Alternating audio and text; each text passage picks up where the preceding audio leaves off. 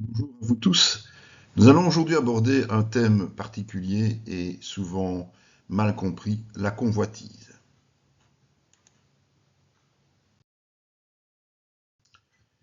Selon le dictionnaire, la convoitise est le désir ardent de posséder quelque chose qui ne nous appartient pas. Donc la convoitise est considérée comme un péché alors qu'elle est seulement présente dans la pensée. Et le premier exemple biblique est celui d'Ève, convaincue d'enfreindre l'ordre de Dieu pour connaître ce qui lui était interdit. Elle n'a pu résister à la tentation de la vue et est finalement passée à l'acte pour le plus grand malheur de l'homme et de la création. Le monde est toujours à l'origine de la convoitise, qui, comme nous l'avons défini, prend naissance dans la pensée, générée par la chair, les yeux et l'orgueil. La convoitise naît du fait de refuser de connaître Dieu, raison pour laquelle les chrétiens charnels y tombent. Pourtant, ça devrait être chose révolue pour ceux qui croient en Jésus. En résumé, désirer ardemment ce qui appartient à autrui est synonyme de convoitise. Le champ est donc très large. Cela comprend évidemment le domaine de l'argent et des affaires. La convoitise est clairement le propre du monde et ne devrait donc jamais être présente au sein de l'Église. Quel est le processus de la convoitise? La convoitise va faire naître la tentation. La tentation va induire le passage à l'acte. Et cette action s'appelle le péché, évidemment.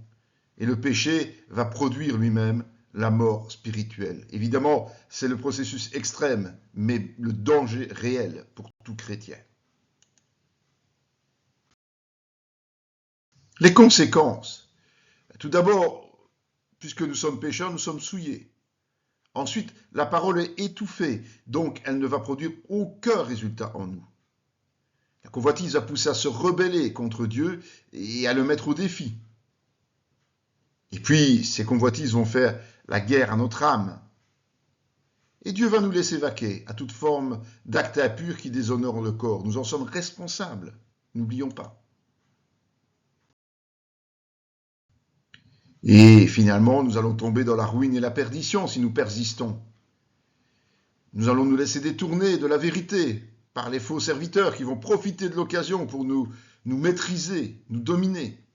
Et puis nous allons nous corrompre de plus en plus et nous allons finalement tomber dans la mort spirituelle. En d'autres mots, les conséquences sont nombreuses et elles sont toujours catastrophiques. Alors, la question principale, c'est de se dire comment ne pas y tomber. Mais d'abord, il faut avoir la pensée de Christ et il faut vivre selon la volonté de Dieu, dans l'obéissance. Se revêtir de Christ et ne pas nous centrer sur nous-mêmes. Refuser de nous conformer au monde, nous contenter de ce que l'on a et faire mourir la chair, s'abstenir tout simplement de toute une série de choses. Renoncer au convoitise, c'est un acte volontaire et pas quelque chose qui nous tombe du ciel. Il faut vivre selon la sagesse, la justice et la piété. Éradiquer de nos vies ce qui provoque notre convoitise, c'est-à-dire tous nos points faibles. Ne pas obéir à nos convoitises, même si elles sont bien présentes. Demeurer dans la sainteté et l'honnêteté et s'abstenir de l'impudicité. Se laisser enseigner, avertir et corriger. Garder la parole dans nos cœurs. Nous avons toutes les références bibliques qui nous permettent de faire attention à ce point et à ne pas y succomber. Nos actions consisteront donc à rejeter tout comportement provenant du monde et à vivre conformément à la volonté de Dieu au quotidien.